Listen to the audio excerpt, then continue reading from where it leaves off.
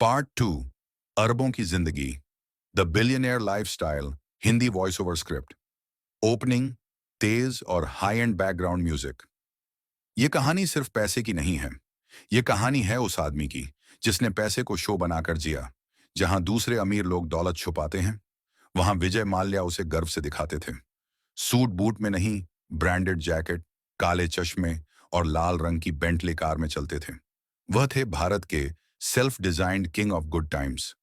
आज हम देखेंगे उनकी जिंदगी के उस अध्याय को जहां सब कुछ था, दौलत, शोहरत, पावर और पार्टी। अध्याय 1, रईसी का रंग।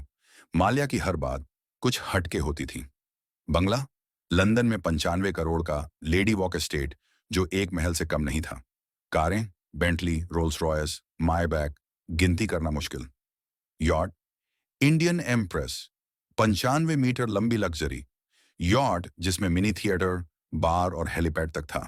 प्राइवेट जेट, बिल्कुल, और उसमें किंगफिशर की कस्टम ब्रांडिंग। हर मूवमेंट कैमरों में कैद होता था, जैसे वो रियलिटी शो में हो। अध्याय 2, पार्टियों का राजा। विजय माल्या की पार्टियां थीं उद्योग जगत की सबसे चर्चित और विवादास्पद रातें। बॉलीवुड सितारे, क्रिकेटर्स, राजनीतिज्ञ, विदेशी मॉडल्स, सब एक छत के नीचे। Kingfisher calendar launch parties, champagne की बारिश और मीडिया की फ्लैश लाइट्स। वो कहा करते थे, मैं कोई साधारण उद्योगपति नहीं, मैं एक ब्रांड हूं। और उस ब्रांड की पहचान थी ग्लैमर, शराब और संगीत। अध्याय 3, आईपीएल और फोर्स इंडिया, बिजनेस या शो। 2008 माल्या ने खरीदी IPL team. Royal Challengers Bangalore Jersey पर चमकता था किंगफिशर का नाम, और हर मैच की वीआईपी बॉक्स में होते थे विजय माल्या। अपने क्लासिक अंदाज में उन्होंने कहा, क्रिकेट एंटरटेनमेंट है और मैं इसका प्रोड्यूसर हूं। सिर्फ इतना ही नहीं, उन्होंने फोर्स इंडिया नाम की फॉर्मूला 1 टीम भी शुरू की, भारत का पहला F1 रेसिंग प्रयास। खर्च 500 करोड़ से ऊपर, मुनाफा लगभग शून्य, लेकिन इमेज बिल्कुल ग्लोबल। अध्याय 4, पब्लिसिटी में महारथी। Vijay Mallya understood the power of optics. वो जहां जाते, मीडिया अपने आप पहुंचती। उनकी photo GQ magazine, Forbes, page 3 और इंटरव्यूज में।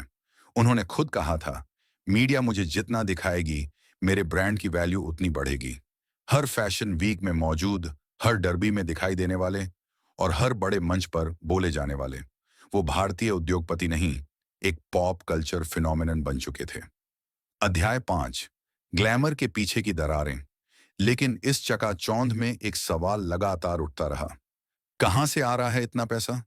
किंगफिशर एयरलाइंस, घाटे में यूनाइटेड स्पिरिट्स, भारी लोन में आरसीबी, कोई खास मुनाफा नहीं। F1 सिर्फ खर्च, कोई रिटर्न नहीं।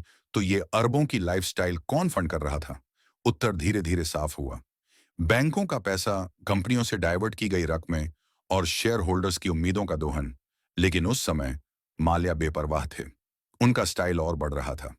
अध्याय 6, राजनीति में भी ब्रांडिंग। राज्यसभा सांसद होते हुए भी वो कभी संसद में कम और कॉकटेल पार्टियों में ज्यादा नजर आते थे। उनका संसद में रिकॉर्ड न के बराबर, लेकिन पावर बहुत ज्यादा।